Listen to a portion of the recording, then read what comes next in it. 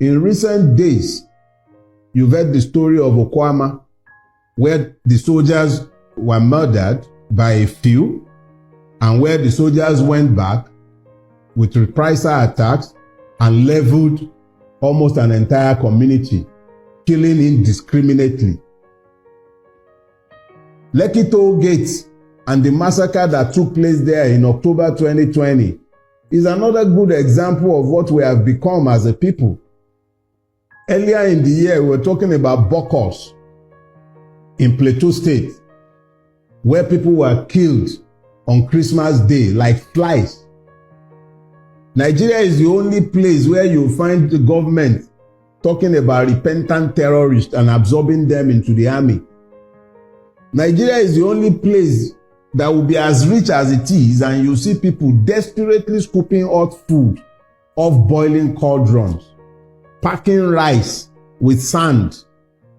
This is the country where the rulers were hiding palliatives meant for people during COVID. Everything about Nigeria is suggestive of the country that the spies entered, where it consumes, it devours. Those are the words. It devours. It is a land that devours its inhabitants. It is instructive that it is this same country that could not find 5 billion for the student loan scheme, that they are busy buying 160 million naira Jeep. They are praying billions into private accounts. You have people who should be in jail, rotting in prison cells, presiding over the affairs of the country. And you think that it is not succinct that we describe such a country as a place that devours its inhabitants. The Nigerian is busy crossing the Mediterranean Sea after surviving the Sahara and the slave markets of Libya. What are they fleeing from? Because that's not migration. That's fleeing. They are fleeing what has become a functional war zone. How did we get to this point?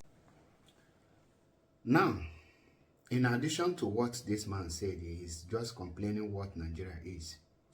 Nigeria is also a country in the world where their senators and their lawmakers are debating in order to give a cow a citizen, for a cow to become a citizen of the country, an animal.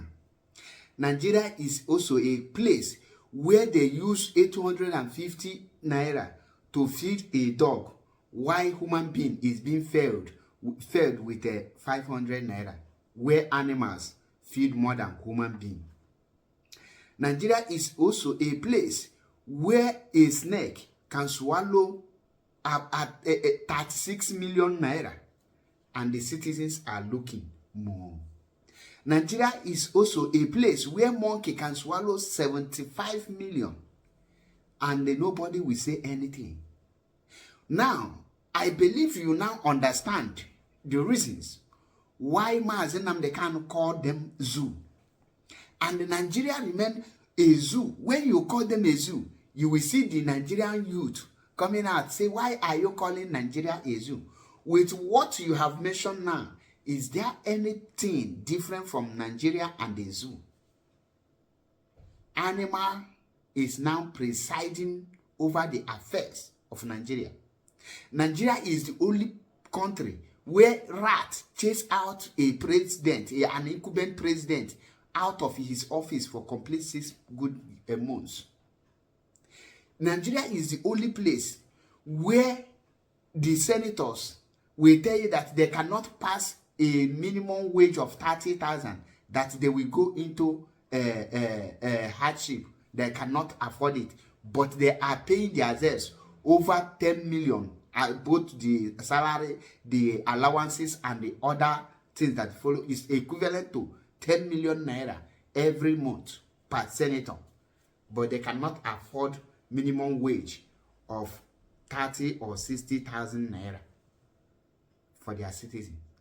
Nigeria is the only place where the citizens are always fight and protest for irrelevant things like BB Niger and dragging somebody who open leg for 20 million while their country is on fire and they cannot speak or do anything. Nigeria is the only country where their citizens use their hands to renew their hardship and renew their slavery every 4 years, but they claim to be wise. Nigeria is the only country where a professor, a lecturers will gather to ring an illiterate into power because of peanut.